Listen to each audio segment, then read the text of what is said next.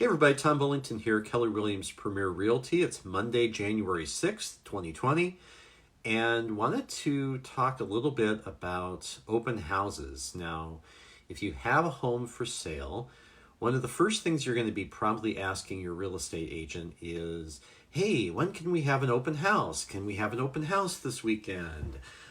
When's the best time to have an open house? Etc. So there's different philosophies on the effectiveness of open houses, and so that's one video probably. We'll touch briefly on that, but then primarily what we're going to talk about today is if you do decide to hold an open house at your listing, to how to actually do the open house effectively so you get the most people in there to look at your home and hopefully make an offer on it. So first of all, just kind of the philosophy of it. There's two different camps on this. There is a camp that says, you have to have an open house at least once or twice during the listings time on the market, because it avails your house to so many people to come in from the neighborhood, from they're looking on the MLS, they're looking on Zillow, they're looking on Realtor.com, Trulia, etc. And they say, oh, there's an open house this weekend. We are going to go check out 123 Main Street this weekend. So my experience has been, open houses can be effective. Primarily, though, industry-wide, nationally, it's only about 1 or 2% of homes on the market that sell that can be directly tied to an open house. Primarily what open houses are used for by real estate agents is to get prospective buyers written down so you can call them later, so you can get them as clients. So primarily that is the little secret that realtors have when they have an open house. It's primarily not to sell. Of course, you'd love to give exposure to your listing, but primarily open houses are used by realtors to get buyers for for clients. Also, a lot of times those buyers can turn into sellers. So if you're out there and you're not a first-time home buyer, more than likely you are also going to put your home on the market. So you can get some business out of it as a real estate agent, but primarily it's about 1 or 2% just nationally, industry-wide, over years that they've studied this. 1 or 2% of the time is all you get as far as the actual people that come to the open house and actually end up purchasing that particular home. So very low percentage. But if you are going to have an open house, great. Here's primarily how I do it. First of all, we put up about 9 or 10 signs in the neighborhood. We tag the neighborhood, so to speak, with homes or with signs. So everyone that's in the neighborhood, the vicinity, it's the major roads leading to the property that's the open house. We try to get those marked with signs that say open house, obviously, and then the directional arrow to the home. I've had a couple of rural properties that have been a little bit more challenging because you're like miles away and you're trying to direct people in. If folks are out and they're kind of the what we call looky-loos, where, hey, let's just go out and look at open houses today. They're not serious at all about looking at homes. You get a lot of those when you have an open house. It directs people to your open house, which is great. But again, if you're looking to sell that home, the percentage of people, it's relatively low percentage of people are actually going to purchase that home, or that there's a chance of that. So we put up about 9 or 10 directional signs to the open house. Typically, open houses last about 2 to 3 hours max. Typically, what I will do is about a 2-hour window from about 12 till 2 or 1 to 3, sometimes 11 to 1. Depends on the day of the week. Typically, they are weekends.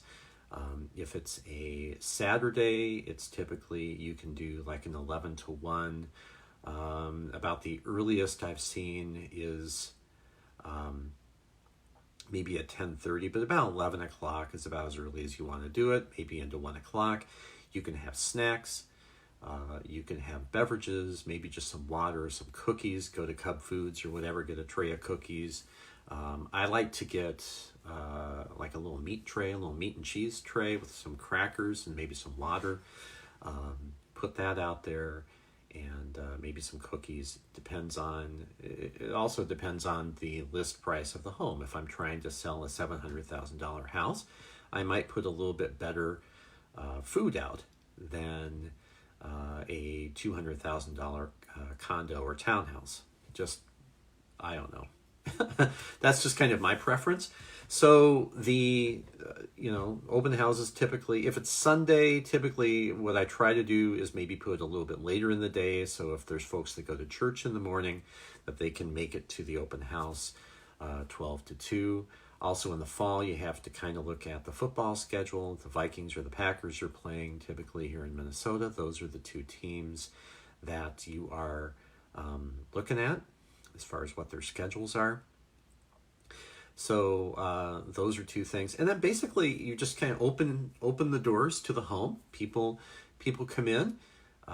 You have some literature out there, a little bit of information about the number of bedrooms, baths, square feet, things like that.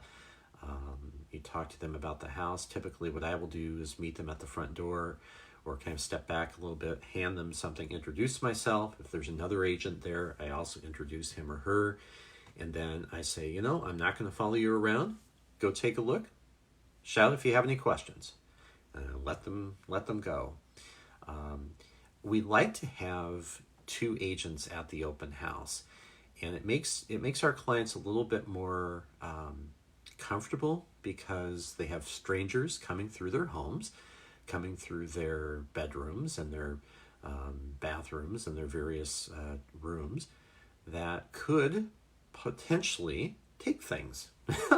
So we try to have enough presence in the house and in the room where it would be difficult to take money or take things off of the bedroom counter or things like that. Try to keep all the lights on, of course. So you can never guarantee that there's not going to be some sort of theft, but I've never experienced it. In almost the 3 years I've been doing open houses, I have not experienced it. So, and then when the open house is over, typically what I will do is have a little sheet or a booklet that says, okay, here's all the folks that came in. I'll give the owner of the home a little review of how many people came in, what they said, what are some comments. Did they comment about paint, or did they comment about anything in particular about the house, about the pricing? All of those things. Give a report to the home office as well as to the seller, and let them know kind of what's up, and especially how many people. I mean, I've been at new construction open houses for 4 or 5 hours where no one shows up. And it's fun. It's a lot of fun. So thank goodness for the web. Thank goodness for my phone and a little music. You just kind of have to entertain yourself. Sometimes you put on music for folks that come through the open house. Sometimes you don't. Sometimes you'll put balloons out or whatever on the mailbox. It all depends. It really depends on the situation. If it's colder outside, you're not typically going to be putting many things outside. Some agents will put giant, larger flags and banners out front. It depends. It all depends on that. So again, the philosophy of open houses is to get some exposure for the home. Sometimes it's just to pacify the seller, just to make it look like, hey, I'm doing something to try to sell your house. But where rubber meets the road, the things that sell homes, open houses are not really the thing that sells your house. It's the direct marketing out there. It's also the market itself, the price of your home, the And then also the quality of your home, how well it's kept up once people do come to the house. If your house is on the MLS and it's priced well, you're going to get showings. You're going to get folks to come through your house without an open house. If it's not priced well, or if there's something wrong or glaringly, obviously, where you need to fix it up, then you're not going to get the showings, and then you're not going to get the offers. So I'm a little more anti-open house, if you haven't been able to tell that. But it does give you a chance, another small chance that you're going to sell your house, but primarily, just to be perfectly honest, it's primarily for the agents to get more clients. So take that with a grain of salt when you talk about open houses with your agent, if you're out there trying to sell your home. Again, if you have questions about open houses or anything else real estate related, I'd love to help you out, love to talk with you, whether or not you're looking to buy or sell right now. I'm here as a resource. So 651-402-6356. It is buysouthmetro.com. Again, Tom Bullington, Keller Williams, 651-402-6356. Have a great Monday afternoon. We'll talk to you soon. Bye.